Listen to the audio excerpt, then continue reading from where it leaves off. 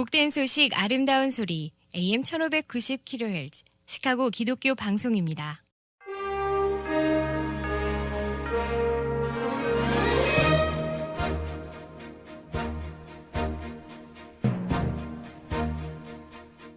청취자 여러분 안녕하십니까? 9월 23일 금요일 KCBS 헤드라인 뉴스입니다. 미랄 선교단이 경제적 여건이 어려운 장애인 학생들의 학업 정진을 위해 2023년도 미랄 장애인 장학생을 모집한다고 밝혔습니다. 11월 중간선거가 한 달여 앞으로 다가온 가운데 미국 내 구글 검색량에서 이민, 국경 문제가 낙태 이슈를 추월한 것으로 조사되었습니다.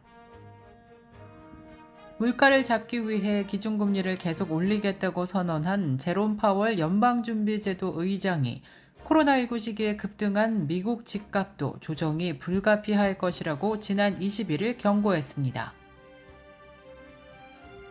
뉴욕에서 반려견 목줄을 채워달라고 요청한 흑인 남성을 허위 신고해 물의를 일으킨 뒤 직장에서 해고된 백인 여성이 보상을 요구하는 소송에서 패소한 것으로 조사되었습니다. 한국과 미국, 일본의 외교장관이 지난 22일 뉴욕에서 만났습니다. 박진 외교장관과 토니 블링컨 국무장관, 하야시 요시마시 일본 외무상이 어제 3국 외교장관 회담에서 북한의 7차 핵실험 움직임 등에 대해 공조 방안 등을 논의한 것으로 조사되었습니다. 미국 내 차량 도난 범죄의 표적으로 떠오른 현대 기아 차량에 대한 지난해 도난 피해 보험 보상 청구 건수가 다른 경쟁사 전체 차량과 비교해도 이미 2배에 달했다는 분석 결과가 나왔습니다. 이상 이 시각 KCBS 헤드라인 뉴스입니다.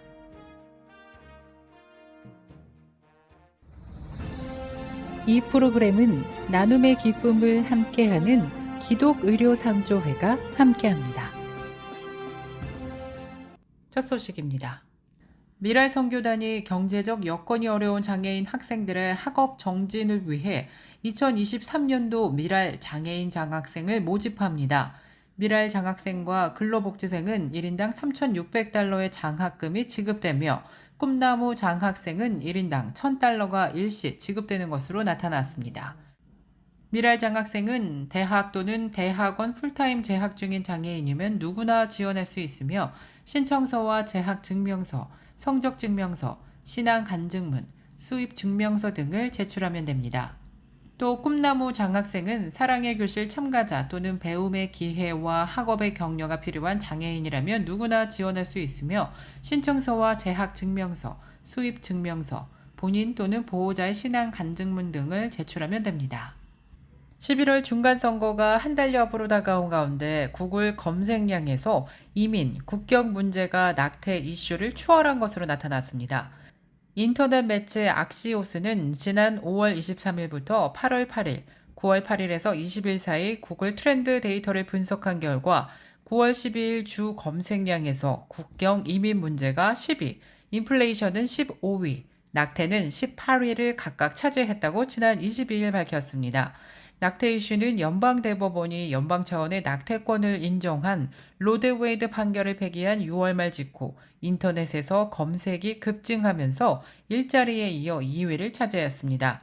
그러나 텍사스 등 일부 주에서 낙태금지법이 자동 시행됐던 8월 중순을 제외하고는 계속 관심도가 떨어졌습니다.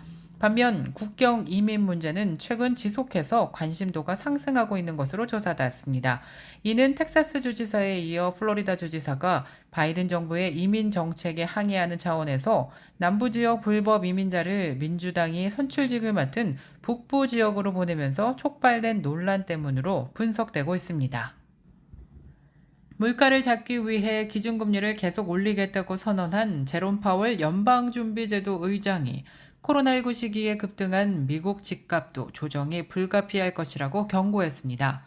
로이터 통신에 따르면 파월 의장은 연방공개시장위원회 금리 결정 후 가진 기자회견에서 미국 집값 상승이 이어지면서 이제는 많은 미국인들이 감당할 수 없는 수준이 됐다고 이같이 말했습니다.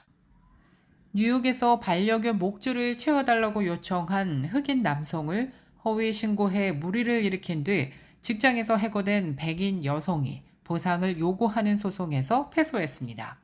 뉴욕포스트는 지난 22일 맨하튼 연방법원이 센트럴파크에서 인종차별 논란을 일으킨 에이미 쿠퍼가 자산운용사 프랭클린 템플런을 상대로 낸 소송을 기각했다고 보도했습니다.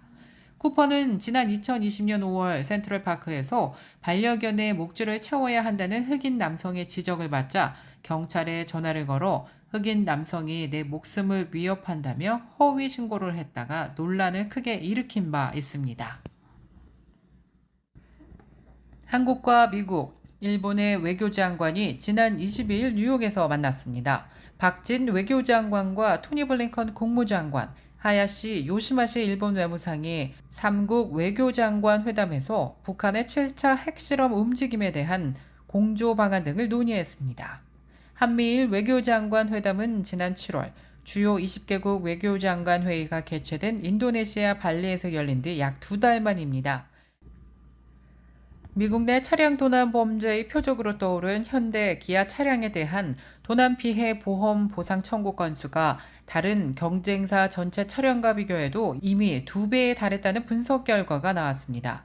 고속도로 안전보험협회 계열 고속도로 손실 데이터 연구소가 지난해 현대 기아의 2015년에서 2019년 모델 연식 차량에 제기된 도난 피해 보험 청구 건수가 전체 경쟁사 동일 연식 차량의 2배 수준이었다고 지난 21일 밝혔습니다.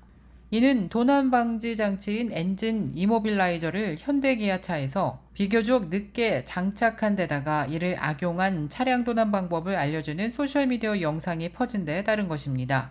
특히 기아 보이즈라는 해시태그 아래 이모빌라이저가 없는 현대차와 기아차를 훔치는 방법을 알려주고 차량 절도를 자랑하는 틱톡 챌린지가 SNS를 통해 번지면서 피해가 급증한 것으로 조사되었습니다.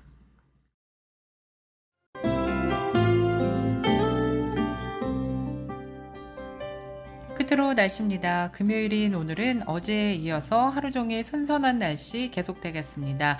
맑고 화창한 가운데 낮 최고 기온은 64도 예상됩니다. 밤 최저 기온은 54도 예상됩니다. 토요일인 내일은 오늘보다 기온이 소폭 오르면서 따뜻하겠습니다. 낮 최고 기온 73도, 밤 최저 기온 60도 예상됩니다.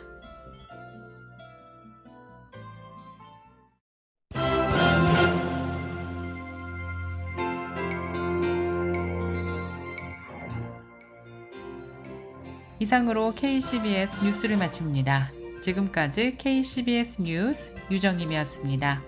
청취해주신 여러분 고맙습니다.